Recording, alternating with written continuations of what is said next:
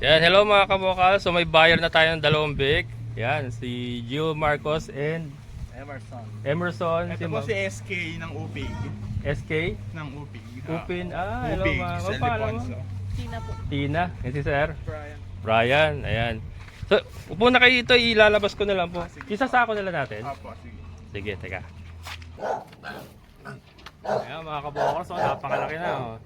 Anak ba ni Kimberly yan? Oo, anak ni Kimberly to. Ay, sino ba yung huli ng... Hindi, Basya. Si Bash. Oo.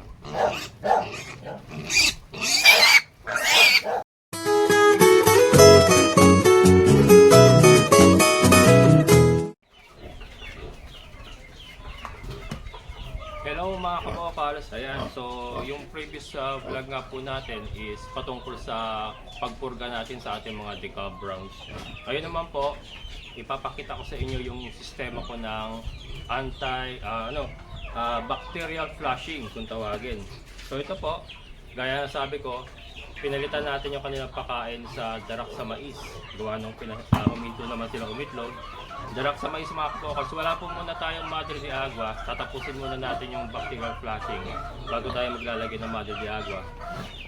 Ito naman po yung ginagamit ko na pang bacterial flushing. Penicillin VK. Yan, Penicillin VK mga kabokals. Streptomycin, then may multivitamins and electrolytes siya. Yan, antibacterial, anti-infective. Ito siya mga kabokals. Yan. So ilalagay lang natin dito. Maglalagay tayo ng apat na kutsarito ito. Kutsara. Apat na scoop.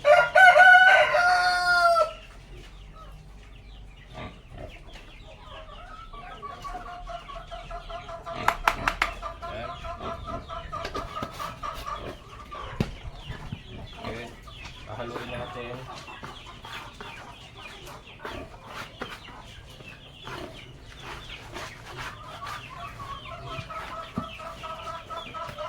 Ito pong darak sa amis natin ay nasa 2 kalahati.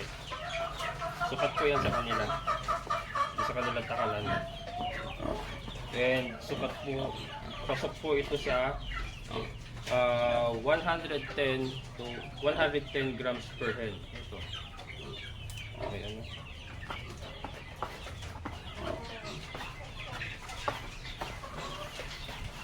Mix. Mas maganda pong padaanin ang antibiotics sa pakain. So baliktad naman nung nakaraan pinadaan natin yung pampurga sa inumin tubig.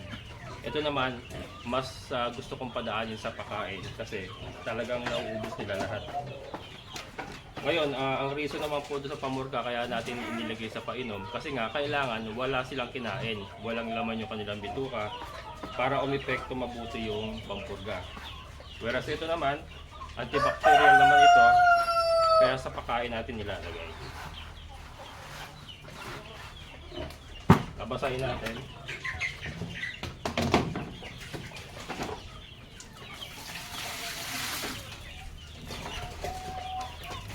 Yan, wet feeding pa rin tayo mga kabokals. Okay.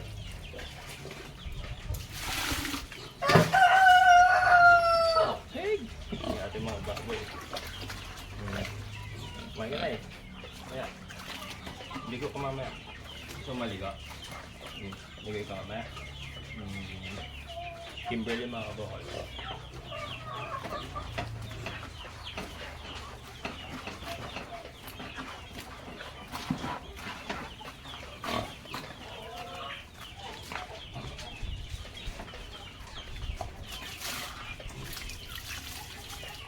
Yan, so ito po ay ibibigay na natin sa kanila.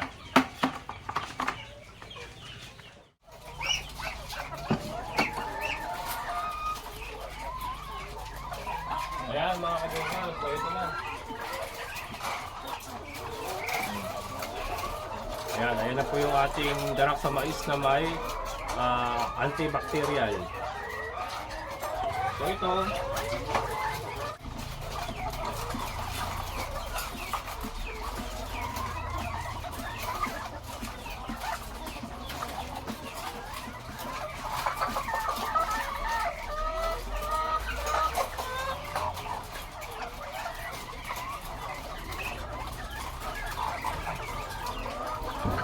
Cheers! Kaya makamusta tayo dito.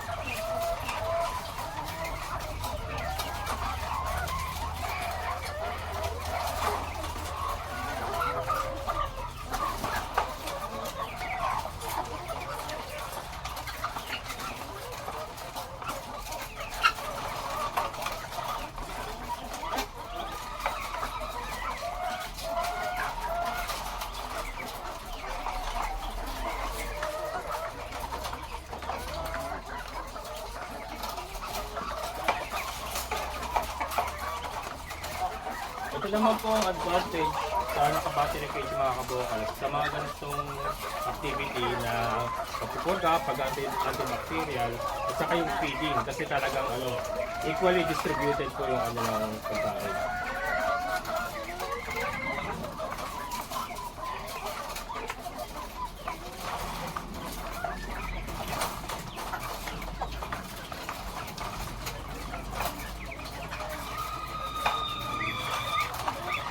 Pero sa free range mga kabokals, diba? Free range kasi rambolan yan rambolan yan. So, hindi mo alam yung isang inahin, malakas kumain, yung isang inahin, mahina kumain.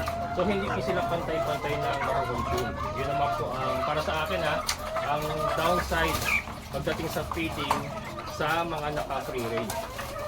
Hindi po talaga pantay-pantay ang kanilang intake. Yan, hindi mo iwasan yung mga kabokals, merong malakas kumain, merong mahina kainin. Yun po, kaya nauubusan sila ng iba, mas marami nakakain yung iba. E siyempre, since sukat po yung ating ibinibigay, nauubos po mas mabilis yung iba. So yung iba nauubusan na.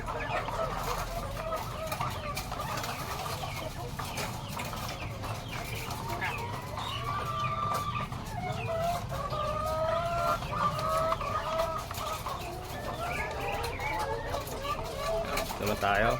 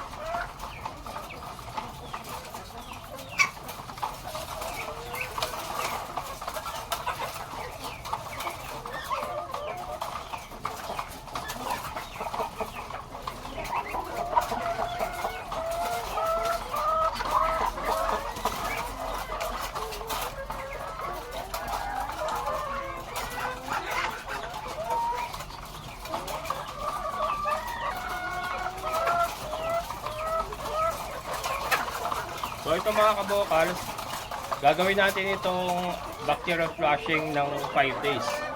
5 days. Ano yun? Prevention yun. Ang treatment kasi as indicated dito sa ating ginagamit na antibacterial, yung paggagamot ay 7 days. Kunyari may mga sipon na gagamutin mo, 7 days naman ang pag-apply nitong antibacterial ito. Pagka prevention lang, wala pang sakit, 5 days.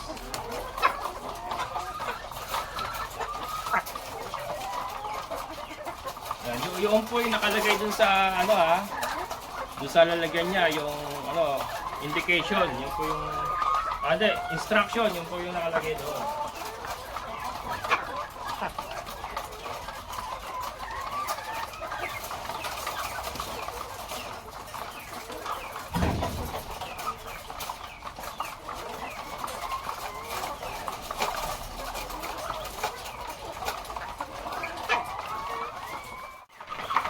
Siyempre, yung ating mga langaw busters ay busy rin.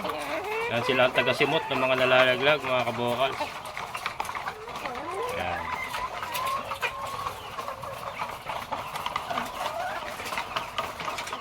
Yan, dito naman tayo sa kabila.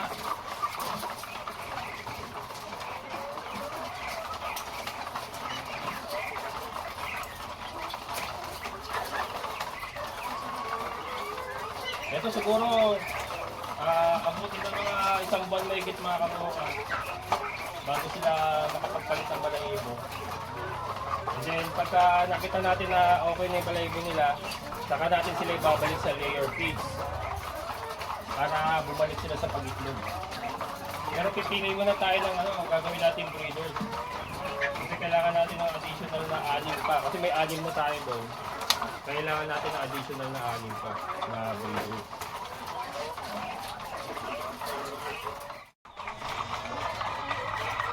Ganyan sila mga kabokals, nakakain na. So maya-maya, lalagyan naman natin ng tubig yung kanilang painuman. So ganun lang pong sistema natin. Grabe yung logo, no?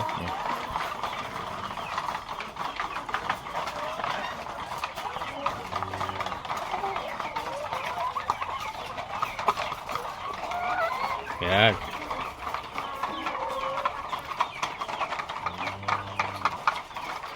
Yan, hello mga kabokal. So may buyer na tayo ng dalawang big. Yan, si Gio Marcos and Emerson. Ito po si SK ng UPIG. SK? Ng UPIG. Upin. Hello UPIG, mga San kapala mo. Ildefonso. Tina po. Tina. Yan si Sir. Brian. Brian. Ayan. So, upo na kayo dito. Ilalabas ko na lang po. Sige. Isasako na lang natin. Apo, sige. Sige, teka.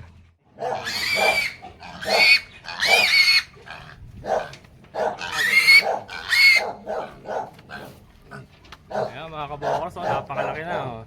Anak ba ni Kimberly yan? Oo, anak ni Kimberly to. Ay, sino kayo uli ng... Hindi, Basya. Si Bash. Oo.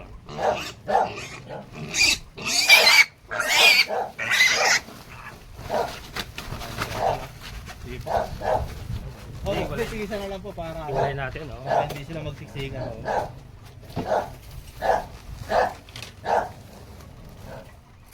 Kaya mo na.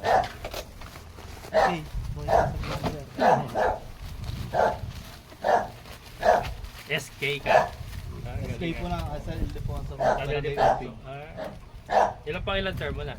Isa pa lang. Ay, isa pa.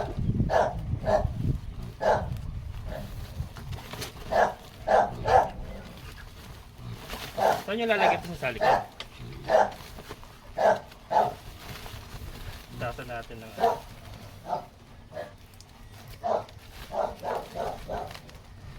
malapit na naman kayo, no? Sa Viola Highway kayo nagdaan? Viola. Ayos na ba yung daan doon? Hindi po sa ano ko doon pasang bangkal. Doon nga yun. Yun. Ito yung mahabang daan. Yung inigutan na yun. Hindi, ang Viola Highway doon sa may ano yung pasong inchi. Hindi. Matraffic kasi doon nakaraan eh. Kung anong ginagawa Yung yung... ginagawa nga dito. Ang ang Viola Highway sa pasong inchi yun. Dito kami dumaan sa pulo. Labas kayo ng ano? Pasang pulo. Oh, dyan na po pasong bakal. Lalabas kayo ng... Ano ba yung parang highway? Sa Marongkilyo, pasong bangkal, Marongkilyo. Marongkilyo, tapos Doon lang po. pulo, tapos tuko. Ayun. Yun yung daanan. Separate natin.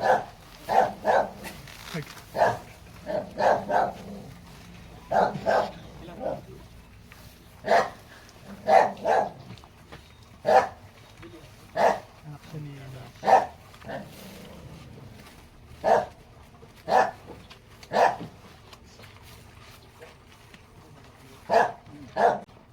anong sinip?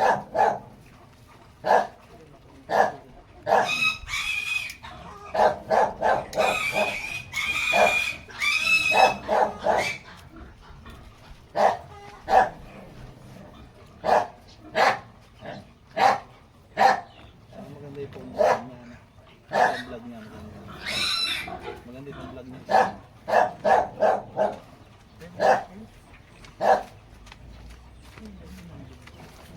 Kilo sa akin mo lang.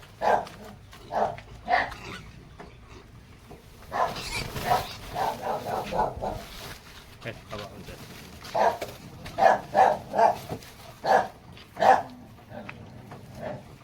Ito gagawin ano? Alagaan niya lang, gagawin niya na. Gagawin niya ito.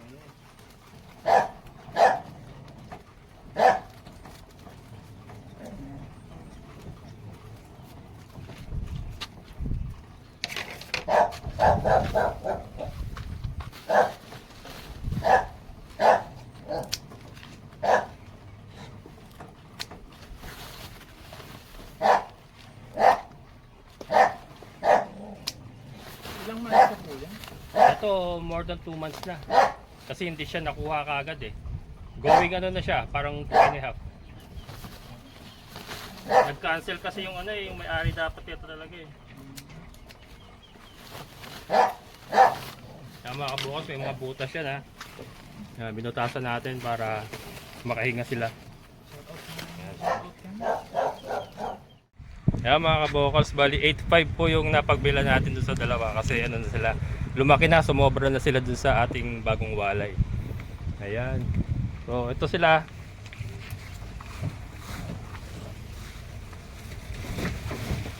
Ayan mga kabokals. May mga butas po yan, saka malapit na naman sila. Baka may gusto ko batiin. Ikaw siya. Shoutout nga pala kay Konsi Nico ng Barangay Upig. Hi! Puro ano puro barangay official yata. Ay, tropa niya. Ano magkamag-anak kayo? Kapatid po, pinsan. Ayan, puro barangay official. Saka sa family namin, shoutout sa inyo. Yan. Follow nyo na si Sir! Ayan. Sino pa? May bati pa kayo? Ikaw? Okay na po. Ayan, thank you. Maraming salamat sa panonood. Thank you. Ayan, kaya umahon niya mga kabukals kahit kaputik. May bayar ako dati, hindi ko pinababa eh. Sige ba?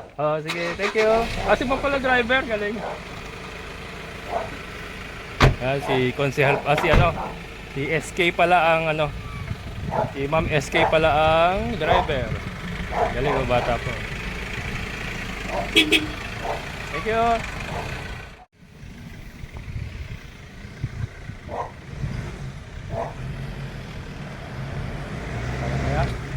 Kaya medyo maputi kasi mga kabukal ko.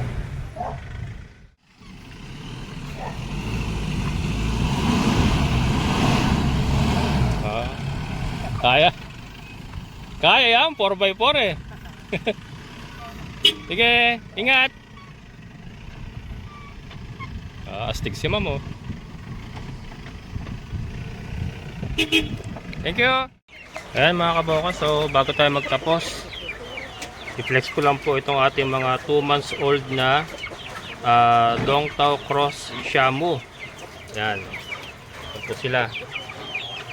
Mga cross Dongtao Shamu. And then ito po Tanaka Cross Dumpo Giant. Dalawa po sila. Ayan o. Ayun. Yung itim na yun. Yan po. 2 months old po yung mga yan.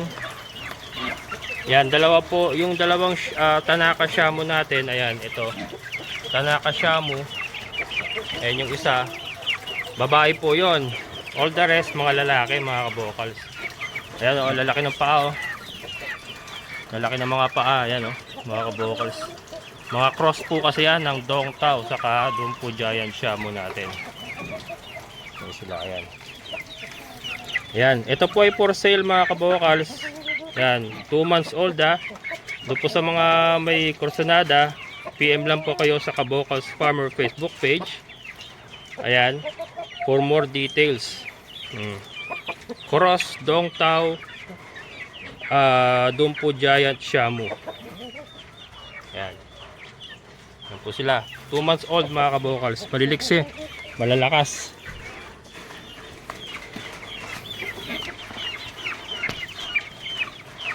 Yan. Hindi ko kasi pwedeng hawakan mga kabokals at madadali na naman tayo. Nadadali ako pag hinahawakan ko yung manok eh. Kaya ganyan po ang estilo natin ngayon. Yan, pasensya na hindi ko maipakita ng gusto. At nagkakaroon po tayo ng restrictions. Hindi ko malaman kung bakit hindi ko pwedeng hawakan yung manok. Pag hinawakan ko, matic restrictions. Ayan yan, PM lang po kayo sa Kabokals Farmer Facebook page. Lang po yan. 2468 8 po. Ayan. And then kung gusto niyo naman po ng pure Dongtao Rooster, ayan yung ating pure Dongtao Rooster na si Diego ay binibenta rin natin mga kabokals. Ayan, pure po yan. Ayan, nakita niyo yung mga paa. Pure Dongtao Rooster. Kaya lang may catch mga kabokals, hindi po siya sumasampa. Yan, pero again, kung meron po kayong pamamaraan na kung saan mapa-stimulate yung kanyang breeding capabilities. Yan, breeding capabilities. Ayan, binibenta ko rin po. Pero syempre, mas mababa po siya kesa sa normal na presyo ng Dongtao. So, pag-usapan na lang po natin, PM lang po sa Kabokals Farmer Facebook page. Pure Dongtao Rooster.